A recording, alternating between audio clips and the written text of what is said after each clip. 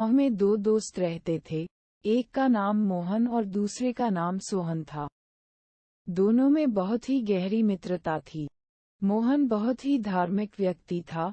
वह हमेशा भगवान की भक्ति में लीन रहता था, जबकि सोहन बहुत ज्यादा मेहनती था। एक बार दोनों ने 1 बीघा जमीन लेकर उसमें फसल उगाने के बारे में सोचा, जिसके बाद वह एक अच्छा सा घर बनाना चाहते थे। इसके बाद दोनों दोस्तों ने खेत खरीद लिया। सोहन दिन रात खेत में मेहनत करता और मोहन मंदिर में बैठकर फसल अच्छी होने के लिए भगवान से प्रार्थना किया करता। इसी तरह से समय बीतता गया और कुछ दिन बाद फसल पक गई। फसल पकने के बाद उसकी कटाई करके उसे बाजार में जाकर बेच दिया। इसके बाद उन्हें अच्छा पैसा मिला।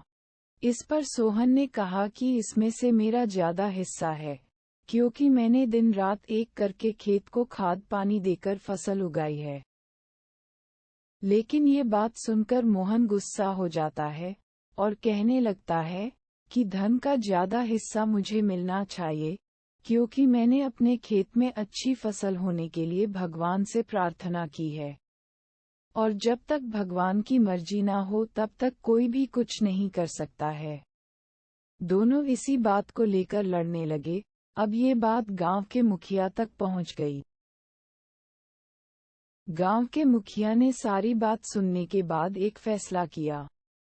मुखिया ने दोनों दोस्तों को चावलों की एक बोरी दी, जिसमें चावलों के बीच छोटे छोटे कंकड़ मिले हुए थे।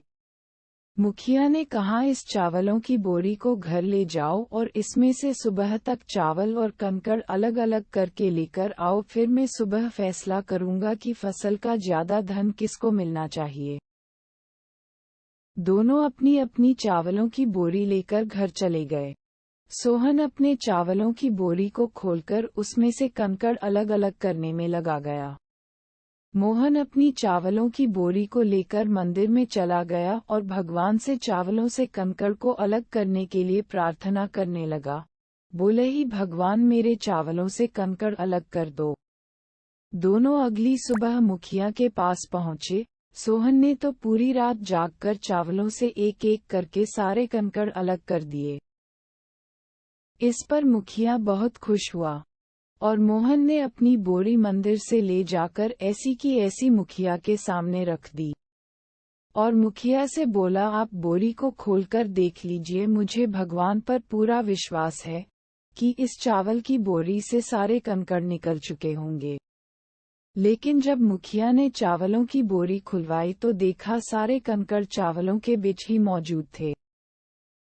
मुखिया ने मोहन को समझाते हुए कहा कि भगवान भी हमारी मदद जब ही करते जब हम अपनी तरफ से मेहनत करते हैं।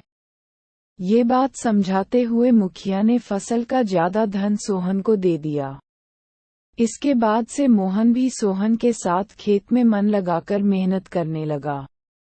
इस बार इनके खेत में और भी ज्यादा अच्छी फसल हुई। ये कहानी हमें सिखाती है कि हमें कभी भी पूरी तरह से भगवान के भरोसे पर नहीं बैठना चाहिए, क्योंकि भगवान भी हमारी सहायता तभी करते हैं जब हम अपनी तरफ से मेहनत करते हैं।